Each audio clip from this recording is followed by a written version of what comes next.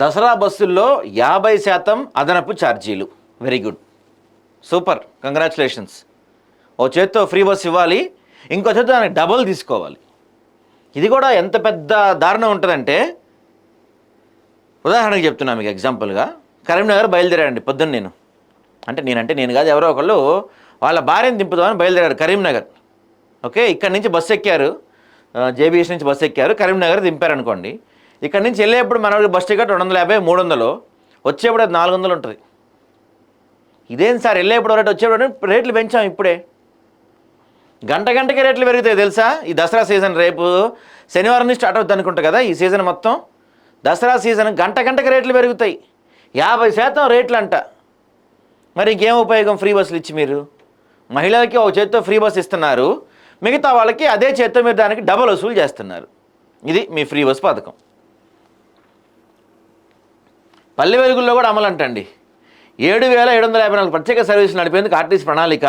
ఈ నెల 20 నుంచి అక్టోబర్ 2 వరకు పల్లె వెలుగు బస్సుల్లో కూడా 50% అదనపు ఛార్జీలు. అంటే ఇంతకన్నా దారుణం ఏమన్నా ఉందా? దోపిడీ కాదా ఇది? మీరు ఫ్రీ బస్ ఇచ్చినట్టే ఇచ్చి దీన్ని దోచుకోవటం అనరా దీన్ని? ఇంత దారుణం అండి. మరీను బతుకమ్మ, దసరా పండుగలు నడిపే ప్రత్యేక బస్సులు అదనంగా 50% ఛార్జ్ వసూలు చేయాలని ఆర్టీసీ నిర్ణయించింది. ఈ నెల 20 తేదీ నుంచి అక్టోబర్ 2 వరకు 7,754 అదనపు సర్వీసులు నడిపేందుకు ప్రణాళిక రూపొందించింది.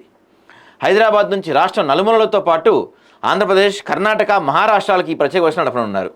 పల్లె వెలుగు సహా అన్ని రకాల ప్రత్యేక బస్సుల్లో అదనపు ఛార్జీలు వసూలు చేస్తారు.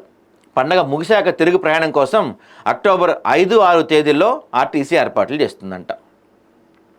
భారీగా వెళ్తారు, ఎందుకంటే ఎక్కడున్నా ఏ పరిస్థితుల్లో ఉన్నా ఖచ్చితంగా దసరాకి ఇంటికి పోవటం అనేది తెలంగాణలో ఆనవాయితీ. ప్రతి తెలంగాణ బిడ్డ దసరాకి ఇంటికి వెళ్తాడు, వెళ్ళకుండా ఎవరు ఉండరు కదా.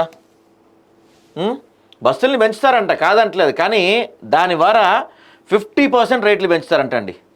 50% రేట్లు. దీని బదులు ఆ బస్సుల్లో, ఫ్రీ బస్సుల్లో, మహిళలకు ఫ్రీ ఉంటాయి కాబట్టి ఆ బస్సుల్లో కొట్టుకొని పోవటం, దానికన్నా జనాలు ప్రైవేట్ ట్రావెల్స్ వైపు మొగ్గు చెబుతారు. ఎందుకంటే 50% హైక్ అంటే మామూలు విషయమా? దారుణం ఇది ఆర్టీసీ దగ్గర నుంచి.